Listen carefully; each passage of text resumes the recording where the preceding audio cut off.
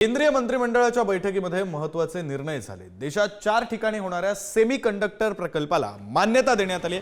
ओडिशामध्ये 2, पंजाब आणि आंध्र प्रदेशमध्ये प्रत्येकी 1 असे हे प्रकल्प होणार आहेत। केंद्र सरकारकडून प्रकल्पासाठी 4594 कोटी रुपयांची मान्यता देण्यात आली, तर सेमीकंडक्टर प्रकल्पामुळे लाखो लोकांना रोजगार मिळणार आहे।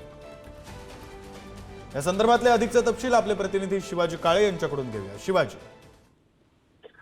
आज पंतप्रधान नरेंद्र मोदी यांच्या अध्यक्षतेखाली एक बैठक पार पडली होती आणि या बैठकीमध्ये या सेमीकंडक्टरचा निर्णय घेण्यात आलेला आहे। देशामध्ये 4 परियोजनांना आजच्या केंद्रीय कमिटीच्या बैठकीमध्ये मान्यता देण्यात आलेली आहे आणि विशेष बाब अशी आहे की याच्यामध्ये महाराष्ट्रामध्ये कुठलाही प्रोजेक्ट जो आहे तो लागणार नाहीये। मात्र इतर जे बाकी स्टेट आहे त्या स्टेटमध्ये हे प्रोजेक्ट लागणार आहे। सगळ्यात महत्त्वाचं म्हणजे ओडिशामध्ये मोठ्या प्रमाणात गुंतवणूक करण्यात आलेली आहे। महाराष्ट्रामध्ये ही गुंतवणूक करण्यात आलेली नाहीये।